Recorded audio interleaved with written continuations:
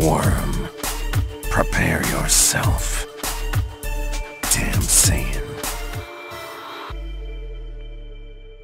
Dragon Ball Super Episode 96 spoilers. The time has come.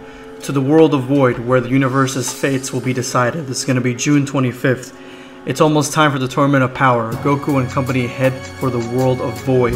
The Tournament of Power is finally about to begin. Goku and company head to the world of Void, site of the battle stage. Before they battle against the toughest warriors from other universes, Beerus announces his strategy.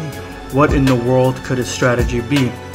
So with this, the supposed spoilers that happened last Monday, I believe, of episode 96, saying that Frieza was going to switch to a different team, to Universe 4, they are completely false. Those spoilers were fake. And so as you guys can tell by the video, the video that I made before, I'm extremely excited that these spoilers are that those spoilers were fake and these are real. I hated the idea of Frieza going into Universe 4 and fighting for them, and him returning to be a bad guy. An anti-hero is much better direction for me when it comes to Frieza, and just to see all his nuances and all the aspects of his character portrayed against the rest of the team is going to be so exciting to see. It just draws such a bigger pull than Frieza being the bad guy again, and I'm so excited that he is not going to be abandoning this team. Though future Trunks coming onto the team would have been pretty cool as well. But anyway, these are the true spoilers translated by Herms. I'll go ahead and put a link in the description below to his Twitter. And so, what do I think of this? Well, first of all, yes, I like the fact that Frieza's part of the team. He's still on the team. The tournament starts episode 96 on June 25th, which is a little bit earlier than what I thought it would, but I'm excited because I believe this tournament's going to last many, many episodes. I believe it's going to rival the Goku and Frieza fight from the Frieza saga in length. I think it's going to be at least as long as that fight or longer because of how many characters are going to be involved in this. So I'm really, really excited to see where they're going with this. But the one thing I wanted to focus on in this video, not only just talking about these spoilers, is I wanted to go ahead and talk about Beerus' strategy. It says here that we're going to find out Beerus' strategy when it comes to his team.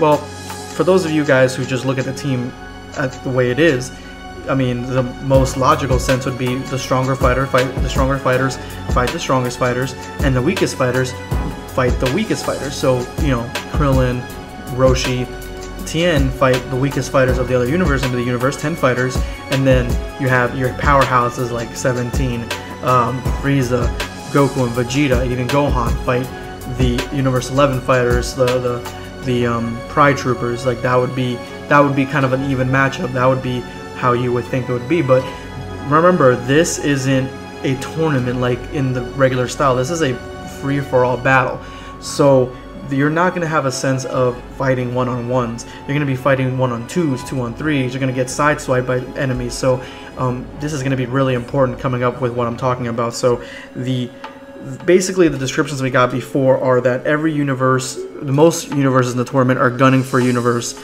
7, and they're trying to destroy it. Probably maybe Universe 6 as well. I'm hoping that Universe 6 comes to their aid, but probably Universe 6 is going to be among them. So with that being said, they're going to be having to fight very defensively at the very start. So the only other thing that I can think of in anime recently anyway, where we have a free-for-all battle, is if you guys haven't watched it, which is a great show to watch. I mean, it's essentially, in my opinion, a Naruto clone for the most part, but it's great in its own right. It's got its own great aspects of it. My Hero Academia is really, really entertaining. It's really, really good animation and storyline. But again, it does follow certain aspects like shonen anime, beat for beat. But there is a part in this, in like a sort of like a games, like Olympic Games, but this is like this tournament free-for-all type of situation where you have a team that has ribbons that, and the main character's team has a ribbon or a sort of like a handkerchief around their neck that has the most amount of points, like 1,000,000 points. Whoever grabs the most amount of handkerchiefs gets to be on the top slots or whatever of whoever wins. And so if they grab the main guy's handkerchief, then they get a lot of points. So the entirety of the so-called quote-unquote tournament is chasing this guy or attacking this guy. So the strategy that they perceived that they were going to do is that they're going to evade as long as possible. What that made the situation become was that a lot of them were chasing them and trying to catch them. There's a couple that were really persistent, but for the most part, there were other team members or other teams that just decided to take out the ones that were so occupied, that were so distracted, they were trying to take out the main character. So that's kind of what I think would be the strategy. The best strategy, at least in the very beginning, is to evade.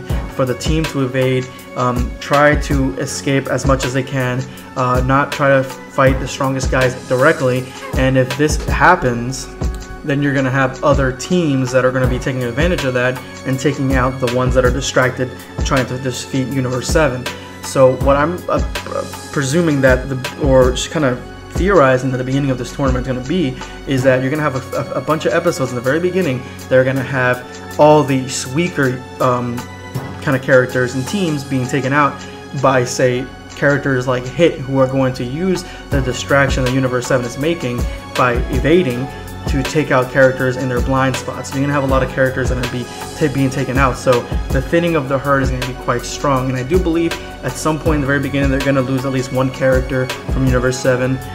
Probably, hopefully one of the weaker ones, they're going to be lost. And that's going to be like hitting Goku like, oh shit, he fell right off the tournament stage, so he's going to disappear forever, or he's not going to disappear forever. What's going to happen with him?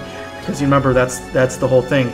So I think that's what's going to happen early on, and then toward the middle and the end, you're going to have the main fighters. You're going to probably have the Saiyans from Universe 6, the most powerful warriors of Universe 7. You'll have the most powerful warriors of Universe 11, and you probably have a few others sprinkled in between that are going to be trying to take characters out. And I think at that point, trying to take out the strongest characters, if they analyze which ones are the strongest, that would be the main priority. So having Goku and Vegeta work together, which they have to, or Frieza and Goku and Vegeta all working together to try to take out Jiren or something, that would probably be the best bet, to try to take out the strongest characters first and then go off and take the weaker ones after that.